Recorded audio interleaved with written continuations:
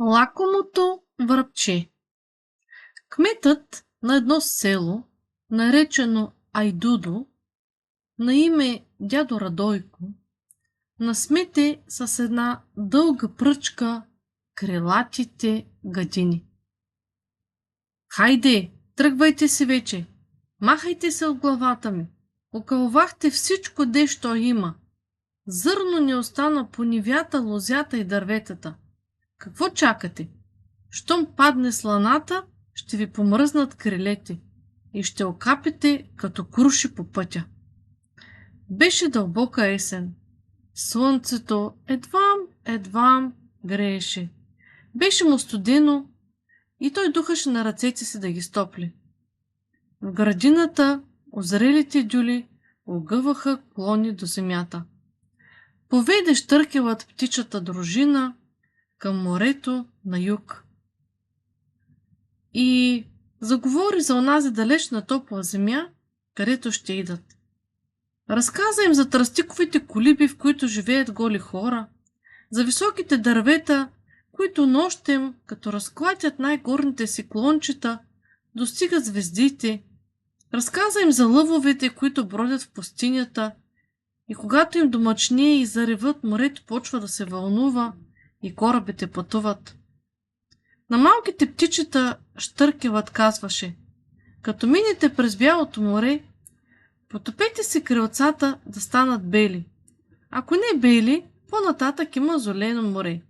Ако не щете зелени, като стигнете червеното море, потопете ги в него. Високите птици го слушаха. Само връбчето не го слушаше, ами се озърташе надолу. По едно време то забеляза нива с натежало просо. Без да мисли много, то остана назад и се спусна в просото да кълве.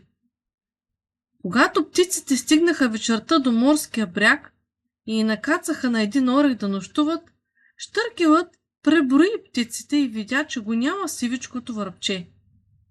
Веднага се върна назад. Намери го в нивата с подуто коремче.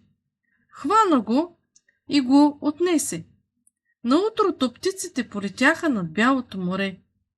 Най-напред летеше щъркелът, а зад него, вързано с конец за крака, се носеше връбчето.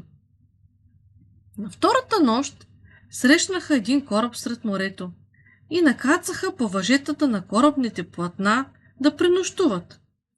Тогава връбчето си спомни, че в селото на дядо Радойко в лозето имаше един забравен грозд, а на него грозде, което не беше клъвнато. И защото беше много лакомо, сивичкото връбче реши да се върне назад с кораба.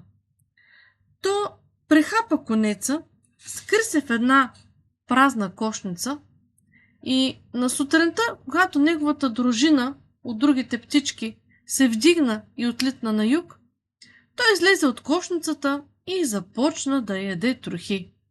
А като се спомнеше за зърното грозде, устата му се пълнише със слюнка. На пролет, когато зашумяха ручеите и ябълките разтвориха пъпки, щъркелът доведе крилатата си дружина в селото на дядо Радойко.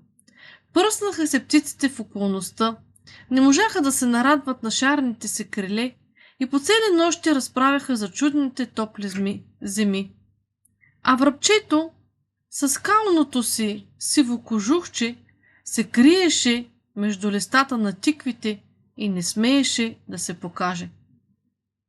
На следващата есен лакомото връбче се върна пак по средата на пътя за един паяк на едно клонче в градината на дядо Радойко. А на третата година, когато тръгна след птицата дружиня, щъркелът го удари с крилото си и връбчето не замина за топлите земи. От тогава то зимува при нас.